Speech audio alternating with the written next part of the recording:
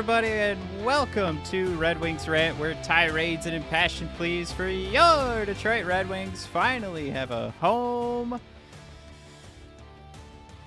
So close. So close. I know. So close.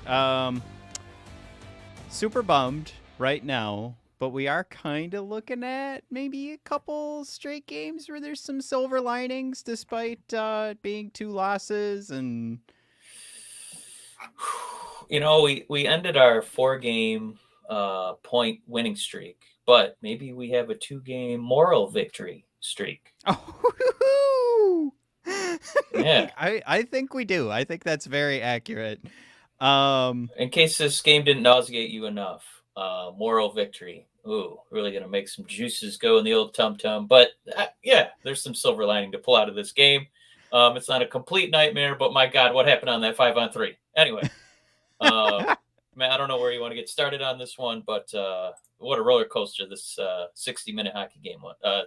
75 minutes plus hockey game was. Yeah, something like that. Well, I guess what we want to talk about is that Leafs game first, because I think it wraps into at least what we saw in the third period. I don't think we're going to do... I'm super sleepy. Mike, I told you I'm... Oh, boy. Do a full episode right now at 10 o'clock. I got thrown up on today. It just was not a good day. But by a child or an adult? By a child. Okay. So we're gonna. I want to preface the discussion with this Buffalo game with what I thought was a pretty good effort against the Leafs, and just we happened to get Husso's.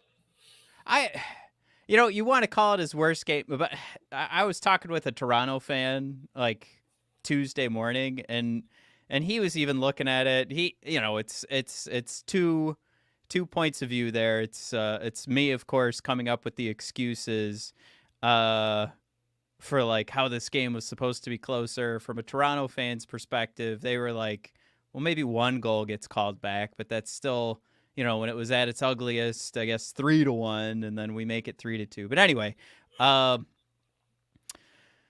guess I bring that up because it is just kind of like, okay, it's feelings, right? Like, how many things could change if Husso did have that good of a game? Did he really have that terrible of a game? Was it just one really stinky goal and a couple of goals we just wish we had back? But even, like, regardless of all that, we were limiting the Toronto chances, and if you needed a game plan to beat Toronto, I think we saw the evidence that at any moment they can just put one in the back of the net. So we did the job. We did the right thing, and I thought the quote from LaLonde was perfect because he was asked, I think it was yesterday after practice, what's going on with the 5-on-5 play? And he just asked for more scoring. And that's where I wanted to lead into what this third period was because we finally got it. And we got it from Sonny. But, the 5-on-5 play has been limiting chances. And it just so happens that the goalies their goals saved above expected is deep in the negative the last couple of games. And how goddamn hard is it to win a game when your goaltending is so deep in the negative for goals saved above expected? Doesn't mean we're sitting here telling you that Nedeljkovic and Husso are the only reasons for any struggle, but basically... Oh, I lost your audio for a second. Yeah. So at least you can hear me, Matt. Oh, now you're muted.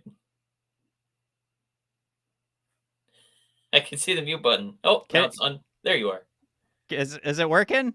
Yeah, now you're working. I see the flashing that my microphone is working. I think I've got to get a new cord. It's been my problem with the camera too for like the last year. Well, yeah, I mean, besides Yeah. The 5-on-5 chances looked a lot better than I think the end score of that Toronto game. I think you were right on the money that the person who wasn't super upset about the Toronto game was LaLonde, who basically said, "Yeah, those games are going to happen." I thought we played really well, and I didn't think it was a garbage game for us at all. You're just going to have games where the puck's not really on your side, and I think emotionally for me, knowing that there'd been just mention of the Red Wings succeeding against the softer part of their schedule, and we were very excited to see how they would look against Toronto. Very excited to see how they'd look in the attempt at the revenge tour against Buffalo, who spanked us 8-3, and to see us lose in a lopsided game against Toronto, and then watch those first two periods against Buffalo, and it was pretty demoralizing. It made us feel very average to below average. I think it was, I always call him Krupa on Twitter, saying, no, like just wanting to prove that you're not in the bottom third of the league. And those, first two periods definitely looked like bottom third. And then Sundqvist pulled us out of the depths of hell to electrify the whole team. And that crowd, Matt, I was very proud of Little Caesars Arena. That audience reaction, that was electricity. I got to feel it when I was at the Coyotes game, and it was definitely evident at this game. They really wanted something to cheer for, and when they got it, it was not a sold out crowd. That's okay. I mean, it's Wednesday night here, November 30th, against Buffalo. I don't know what kind of crowd they expect, but I mean, they definitely brought that energy in the third period, and it's a shame they couldn't quite close it out with a Buffalo team. They watching them up close again. This is going to be a team to be reckoned with. I don't think this is one of those teams with like a fluky start. Where they got some cheap, this game not included. They're not doing like cheap, overtime wins or anything like that. They have skill, they have size, and they have a lot of creativity. They commented a few times the TNT broadcast about, my God, I don't remember the last time I saw so many guys skating with their back to the defender like that, like moonwalking into the offensive zone. So a lot of size, a lot of speed, a lot of creativity, a lot of youth. I mean, that's going to be a pretty damn good team here for the next, foreseeable future. Well, yeah. Is my microphone working? I saw it got muted again a couple of times while we were talking, or while you were going at it. I did want to point out too. I heard that Owen Power actually had a Datsuk Nicholas Lidstrom level expected goals for in the last week. So he turned in, since Lidstrom and Datsuk started this whole statistic of expected goals back in 07-08 season. That's when they were like, oh, we should keep track of this. That's when we got our highest recorded, which was by Mr. Datsuk. And Owen Power turned in, since the 07-08 season, the highest expected goals for. It's crazy. So yeah, there's a lot of talent there, but it is one of those things too where it's like they fell back and lost how many, like 7, 8 in a row, and they've defined themselves as the Buffalo Sabres. I kind of said it at the beginning of the season, even when they were doing well. I was like, well, eventually it'll come back. But yeah, the talent's there. They're building something for sure. So to say that we're going to walk away with a point against this team, it is good. I think we got a point here from Neon Gaming, said the comeback doesn't even matter anymore. I think the point feels better because there was a comeback, but walking away with a point against Buffalo at home is a little disappointing. Not like getting anything out of that Toronto game, because last week all we were talking about was, this is it. We're in it. Like we've got a huge game to watch coming up. and then then it was 4-1, ends up being 4-2. And we're super bummed. So back to your Krupa point. I thought we had a hell of a third period to make the game exciting. But yeah, those first two periods it was odd to me. We were talking a second ago about LaLonde's comments about getting some offense. We finally got some in the third period. But I didn't like that Husso didn't get up to play the Maple Leafs. And I didn't like that the first two periods of this game were so shit. It's tough because one other thing LaLonde kind of touched on, and I think even he was a little surprised by it. I was listening to some of the pregame today, and he was talking about the question came up. They're like, "Hey, do you think against that Toronto game, did fatigue play a factor at all for Husso?" And he was kind of caught off guard. It was almost like he was realizing it as the question was being asked, because I believe that was Husso's like 6th game in a row starting. Yeah, and I mean, you're gonna hopefully take the reins and be our number one goalie because he's played so well. But right, you do need a break once in a while. But yeah, for it to have been the 6th game in a row and putting him up against what was probably our most formidable foe in the last 7 to 10 days. Yeah, it definitely kind of struck LaLonde like, yeah, maybe I shouldn't give him a day or so, but we're just trying to ride the hot goalie, and at least it got Nedeljkovic a little bit of work when Husso kind of had to get pulled there. So he still tried to find some silver lining, but yeah, I don't. Maybe the evidence was there that he did just need a night off, and then yeah. I mean, we'll see in the next game, right? It's just we're gonna learn all of this stuff as the season continues. It's not anything. I think what we keep learning is to not make the large, don't make a huge judgment based off of one game. And that Maple Leafs game, the result was super disappointing, but we can take a step back and see that there were some silver linings. And then in this Buffalo game, we kept asking for more offense. LaLonde was asking for it all week. That was like our talking point that we got from one of his press conferences. And we go 2 periods, super bummed. Third period, you're kind of like, okay, well, yeah, here we go. Like Andrew Copp gets it mixed in. Hronek just keeps rolling. And Sonny, how could you be? We were just showing those highlights of the 2 Sonny goals, within a minute and 50 seconds. So, thumbs up.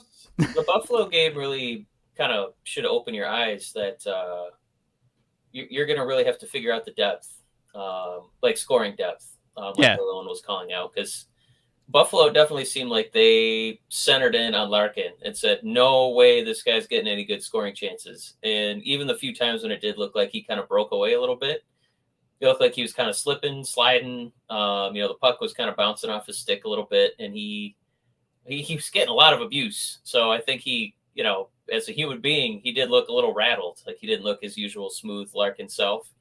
But I mean, that's when, you need the Perrons and the Sundqvists to kind of step up, and they did a lot, but just not quite enough. There is another thing maybe we should point out too. We'll take a quick look at this, and this is our Make sure we got that muted too.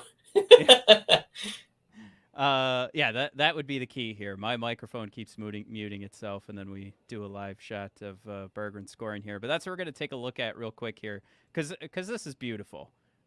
Just a good choice by Hronek to get it to Berggren, and Berggren's gonna do.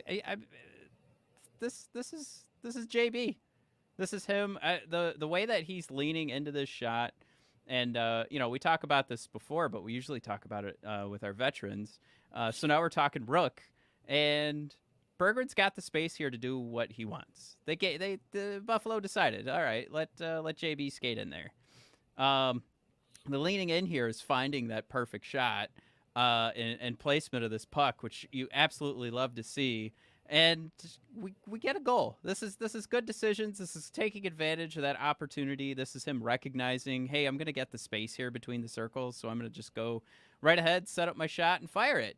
And as we play this in real time here, Hronek gets the puck to Berggren. Berggren fires it in. Obviously, good traffic up front definitely helps, but that's the decision for Berggren to go ahead and fire it at the net. It's him taking advantage of what he's seeing in front of him and how it's a good option.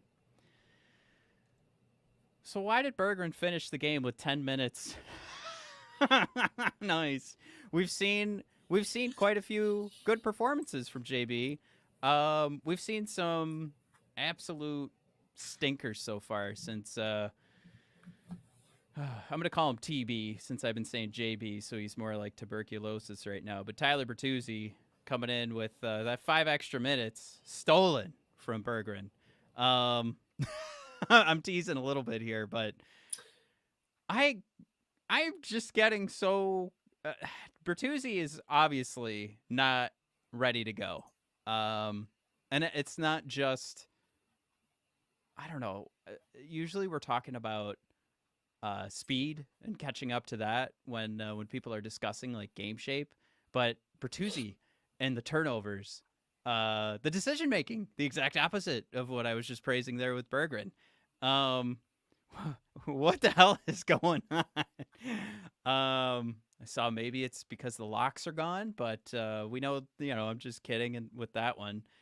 And we are talking about a guy who had limited time on ice with his 15 minutes, so it's not like he's firing out the 20 minutes like you're going to see from Lucas Raymond, 25 minutes tonight from Dylan Larkin. But still, Berggren, we had an OT. We had an OT a couple of weeks, or less than a week ago, that I also asked to see more Berggren. Another opportunity tonight, and I don't know. I'm seeing a guy that would take advantage of that space, and I don't know. Yeah, I don't know if they're just so concerned that his like susceptibility to a turnover, just being young and all that space out there, but it just feels like this overtime format is such a crapshoot because it's like whoever wins the faceoff is probably going to win the game.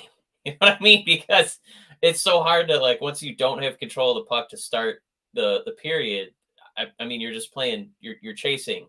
For 2-3 minutes, and it's just huge back passes and restarts and sending it back to the goalie who's now incorporating themselves into the play. So I can get the hesitation maybe with the youth and inexperience of Berggren. Yeah. But man, if because there's so much open ice, I guess I would see what it looks like with his speed out there. You know what I mean? Bertuzzi, he's not Bertuzzi right now. He looks like a hockey player who's out there trying to show, I could still play at 70%, but I mean, we need this guy at 100. It's almost like I would ask him to kind of do a little bit of an NBA and do a little, injury management, and take a day off because he doesn't look like himself. Yeah, Jared pointed out too, Bert, not available for OT, missing parts of the game, and still that extra 5 minutes over Berggren. Yeah, I don't know if you saw, he got that shot that hit off his wrist, and he immediately went, into the locker room. Yeah, I mean that's rough too, especially for it to go there. Gosh, it's one of those things too where if we have LaLonde asking for that extra offense, and that becomes our talking point for the week.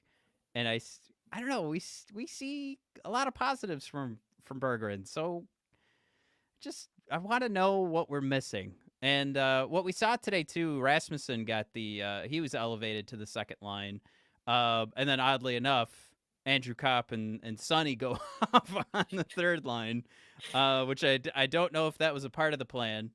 But part of that plan worked. I was really excited today to talk about. Oh boy! Oh, we lost your audio one more time. I saw your enthusiasm and a lot of shrugging, and oh, it's just gone. There you go. You're back now. I'm gonna lose it right now because I bought a Shure microphone and this piece of shit is just going out live on me. It's just, oh my god! All right, well, I said I wanted to. We're hoping for a WWE production, and this is more of a WCW tonight. So We're sorry. Sometimes.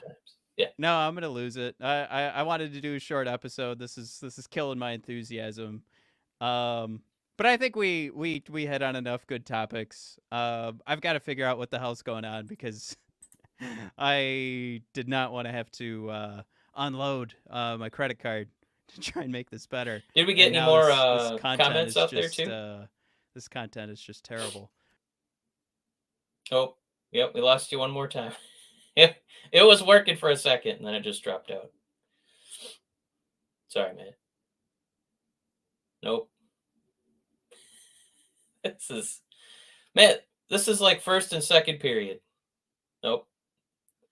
We need third period, Matt. This is just wrap up. Let's just sail off. I'm gonna fucking lose it. I'm sorry, guys. We a third of the show was pretty good. The other 2/3, it's just falling apart technically, and LaLonde's gonna have a long talk with us here at the intermission. But I think the thesis, it seems like Matt and I are agreeing that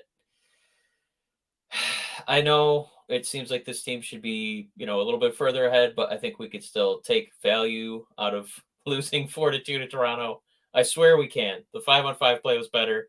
And I swear, against Buffalo, I know those first 2 periods were garbage, but just pretend you helicoptered in and maybe you were working late. You only saw the third period and you saw the fight. The effort to come back and make this competitive again. So it's still growth. I know it's not 4 points. It's 1 point out of a possible 4, but it's not hopeless. There is silver lining. And Matt, I know you're frustrated with your microphone. I know we're frustrated with probably 3 or 4 periods out of the last 6, but my God, they're still positive, Matt. It's okay. I'm still inspired by this team. I was very happy with that third period. I was screaming at my TV. My significant other, who does not give a hoot about hockey, was also high-fiving me. So there's still something here, man. Don't give up. And Matt, are you still muted over there?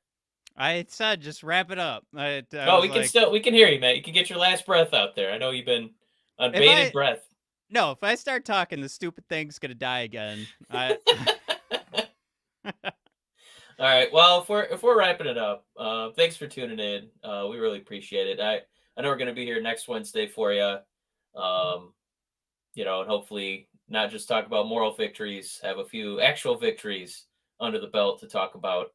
And we'll go from there. You guys have a beautiful week. Take care. See you guys.